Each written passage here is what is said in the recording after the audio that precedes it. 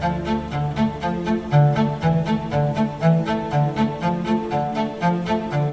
já ouviu falar sobre capacismo?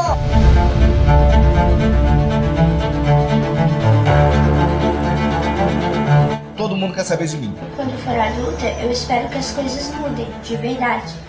Queremos a igualdade e sem capacitismo absurdo. Não importa o tamanho, se é pequeno ou alto, não importa. Queremos todos fazer parte de um mundo de amor e respeito, principalmente, independente da sua deficiência. Educação, respeito e amor.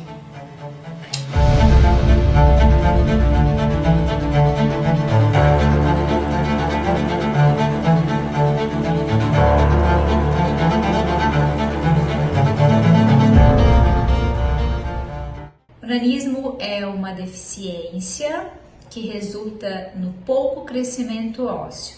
Atualmente a gente tem mais de 700 tipos de nanismo e ele decorre de uma mutação genética, ou seja, 80% dos casos não tem histórico familiar e assim qualquer pessoa pode ter um filho com nanismo. A gente tem uma estimativa aí de 1 para cada 15.020 nascimentos. Não temos dados oficiais com relação a esse tipo de deficiência. E eu, enquanto mãe de uma criança com nanismo, uma pré-adolescente, busco combater o capacitismo. O capacitismo, o que é? É um preconceito à pessoa com deficiência. E pessoa capacitista é aquela que tem uma crença limitante em relação às pessoas com deficiência. E o capacitismo, ele é crime, está previsto em lei, pena de reclusão de 1 a 3 anos. A pessoa com nanismo, ela pode ir muito além, sabe? Ela pode ser o que ela quiser. Ela pode ser médica, ela pode ser enfermeira, ela pode ser psicóloga, ela pode ser o que ela quiser. Terceira tentativa representando o clube APNH, Cauê Rodrigues.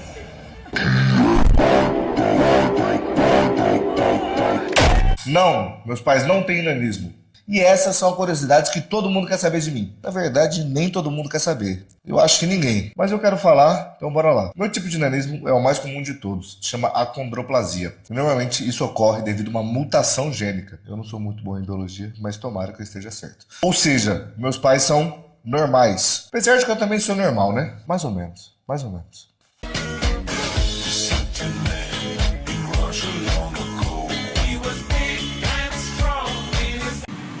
Meu nome é Luiz Numeriano. Eu sou gerente de um banco público formado em agronomia e gestão de pessoas. Tenho pós-graduação, tenho um MBA em gestão financeira e auditoria e outro em economia comportamental. Olá pessoal, tudo bem? Eu sou a Luciana, eu tenho 44 anos, eu sou uma pessoa com nanismo. Eu tenho 2 formações, minha primeira formação é gestão de recursos humanos e minha segunda formação é psicologia. Eu comecei a trabalhar, eu não tinha nem 18 anos completos, né? Eu estava ali quase fazendo 18, em outubro de 98, eu tinha 17 anos ainda, e eu comecei a trabalhar como operadora de caixa, né? Então, para mim foi um grande aprendizado, eu fiquei nessa empresa, nessa função, de outubro de 98 até junho de 2007. Foi, assim, uma experiência muito boa para mim, principalmente em se tratando de eu ser uma pessoa com nanismo e que eu tinha muitos preconceitos comigo mesma. Então, na minha fase de adolescência, eu meio que não me aceitava como pessoa com deficiência, né?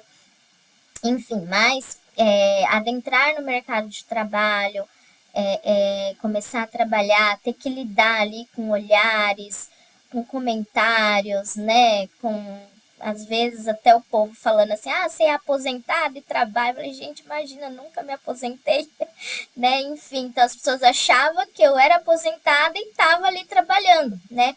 E foi definido na Convenção Internacional de Direitos Humanos, na ONU, que antes de qualquer deficiência, somos pessoas. E assim deve ser chamado.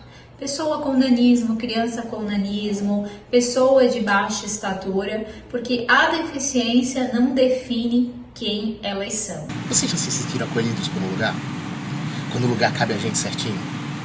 Eu já tive isso algumas vezes, não muitas. Quando o lugar cabe a gente, que eu consigo mexer em tudo, eu consigo ter acesso a tudo.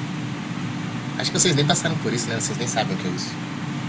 Mas pra gente faz maior diferença. Mas mais do que isso, vocês já foram acolhidos em algum lugar pelas pessoas? Quando mesmo que o lugar não seja tão acessível assim, mas as pessoas te acolhem, te abraçam? Eu, graças a Deus, tive isso em alguns lugares. Mas também tive o outro lado, onde eu precisei marcar território, onde eu era chacota, piada, alvo de fotos. Na praia, que é um ambiente tão normal pra vocês. Vou eu, minha mulher, meu menino, e a gente tem que se esquivar das fotos. Chato, né? Ou quando eu ficava isolado no canto, na sala de aula. O nanismo, ao contrário de outro tipo de deficiência, dos portadores de outras deficiências, um cego, um surdo, um cadeirante por alguma questão, que demandam da gente sempre um acolhimento, um olhar mais atento, uma empatia. O nanismo não. O nanismo, ele está no lugar do escárnio.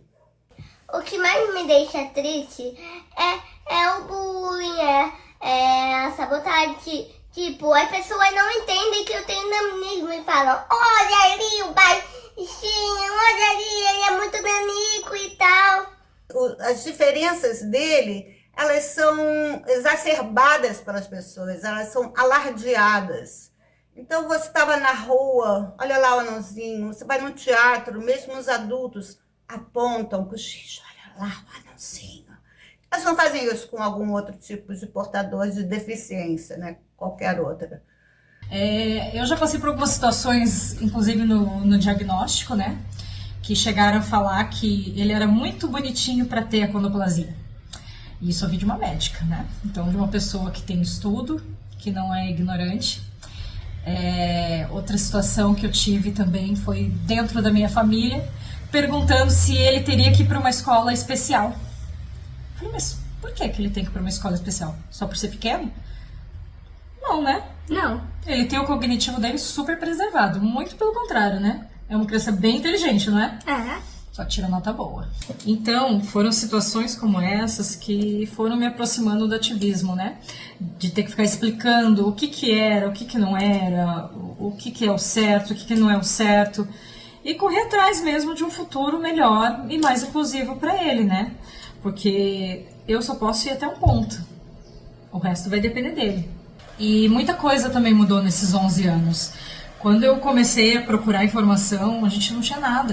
Era muito difícil achar qualquer coisa na internet, principalmente no Brasil. Eu achava alguma coisa ou outra em sites de fora. Então, como eu disse, eu senti necessidade de estar participando desses tipos de movimento para trazer informação. Hoje em dia, se você digitar nanismo, acondoplasia, você vai achar no Instagram, no Facebook, na internet em geral, você vai ter notícias falando sobre acondoplasia ou nanismo. E hoje eu vim falar sobre o capacitismo.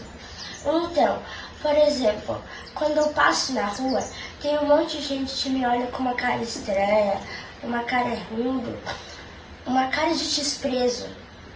Mas eu não sei por que elas fazem isso. Tem motivo? Cada um tem a sua vida. E também cada um tem o seu jeito de viver. E as pessoas podem ser diferentes. Então por que olhar com essa cara? Por que não olha? Uau, ela é diferente, mas ela parece uma pessoa legal. Ou com outra cara. E também tem a acessibilidade. Por exemplo, quando eu vou no restaurante, o buffet é alto, minhas amigas conseguem me servir. Mas eu não. Ou no shopping tem as prateleiras altas, não dá para alcançar. Ou nos elevadores tem os andares mais altos. E, por exemplo, se eu estivesse sozinha na vida adulta, teria de encontrar um tio, um vô, ir lá clicar, não dá. Então, quando eu for adulta, eu espero que as coisas mudem, de verdade. Hoje, quando eu olho para trás, eu fico pensando assim, poxa, que se eu tivesse tido um acompanhamento psicológico naquela minha época de criança, acho que eu teria, né, levado a minha fase de infância, adolescência de uma forma mais leve com relação à deficiência, eu teria me aceitado, não falo me aceitado, mas me reconhecido, né, me reconhecido como pessoa com deficiência com mais leveza e até mais rápido, digamos assim, né? O que mais incomoda a gente em relação ao capacitismo são os olhares das pessoas na rua e os cochichos. O Devi Passa, ele é uma pessoa com estatura de uma criança com nanismo e as pessoas olham com olhares de curiosidade, mas ficam rindo, cochichando. Muitas cochicham, outras riam, outras apontam, me chamam de anão e de outras palavras ofensivas. E a gente preza muito pelo respeito, pela igualdade, pela dignidade do outro. A gente sabe o quanto que esses olhares e esses cochichos afetam a autoestima da pessoa. Então a gente vem trabalhando em relação a isso, ao amor próprio, ao respeito tanto dele quanto da sociedade. Porque queremos a igualdade e sem capacitismo a pessoas com nanismos. E hoje eu me vejo como um adolescente dependente, que consegue fazer muitas coisas sozinho, como qualquer outra pessoa. No presente, meu foco é estudar, mas para o futuro, quero me formar em medicina, sem que o nanismo seja visto como uma dificuldade. Eu quero mostrar para a sociedade que nós, pessoas com nanismo, podemos sim ocupar qualquer lugar na sociedade, basta respeito e oportunidade. Que nós precisamos de um mundo que traga mais empatia, inclusão com participação e permite uma cultura de paz e pertencimento nosso enquanto pessoa com deficiências, pessoas com nanismo, sem nenhum julgamento e nenhuma forma de desconstruir o nosso ser humano. Ela tem um tipo de nanismo que é o mais comum, chamado de acondroplasia. Isso. E com relação a essa deficiência, o que nós esperamos da sociedade de modo geral, para todos os tipos de nanismo? Nós esperamos que a sociedade passe a ter um olhar mais respeitoso, através de compreensão, de informação, podendo assim entender que as pessoas com nanismo não precisam estar associadas à ridicularização e às piadas, que elas podem sim escolher o espaço que querem ocupar, escolher os empregos, escolher a profissão, ter a oportunidade que todas as pessoas têm. Nós esperamos um olhar mais amoroso, né, filha? Sim. Mais carinhoso e mais respeitoso por parte da sociedade. Sim. A condição não define uma pessoa, que ela pode ser o que quiser ser, independente da sua estatura, enfim, que a sociedade evolua, que busque conhecimento, que busque informação, que busque saber o porquê que a pessoa tem acondroplasia e quais são as dificuldades, e que também se coloque no lugar da pessoa, que tenha empatia de saber as necessidades dessa pessoa, para que a gente possa fazer um futuro melhor juntos. Exatamente. Todos juntos, né? Que nós somos todos iguais, que não importa a nossa diferença, que se nós somos baixinhos ou altos, que tem a cor do cabelo, não importa. E o que eu quero enquanto sociedade? Eu quero que as crianças com nanismo possam andar na rua, os jovens, os adolescentes, e não sejam apontados, ridicularizados, não sejam vistos como pessoas não merecedoras de inclusão, de pertencimento, que tenham acessibilidade, que possam ir num restaurante, que possam ir num shopping, que possam exercer a sua cidadania e autonomia, principalmente com segurança, para que possam ter a sua autoestima tratada como qualquer outra pessoa, porque são pessoas como eu, e como você. Então, por que ser diferente é engraçado? O que é uma medida se não números? Por ele ser pequeno, parece que as pessoas consideram ele como uma criança, mas ele cresce, né? Ele cresce como qualquer pessoa, ele passa pela adolescência com seus conflitos, com as suas questões, ele tem o crescimento dele cognitivo, mental, emocional, como toda pessoa. Ele passa por todas as fases, ele tem todas as habilidades e competências de qualquer outra pessoa. E ele não pode ser tratado como uma pessoa menor por causa do seu físico. Então, eu espero realmente que a gente tenha, assim, não só coisas para a gente tornar, né, relativas ao capacitismo, mas também de uma consciência, sabe? Que haja uma iniciativa educacional de mais respeito a esse tipo de deficiência. E como que a gente combate esse comportamento capacitista? Com informação, com políticas públicas, com o cumprimento das leis, porque leis nós temos, elas precisam ser fiscalizadas e cumpridas, mas principalmente informação, porque a informação, ela transforma pessoas, que transforma pensamentos, que transforma ações. E aí sim a gente vai buscar um resultado.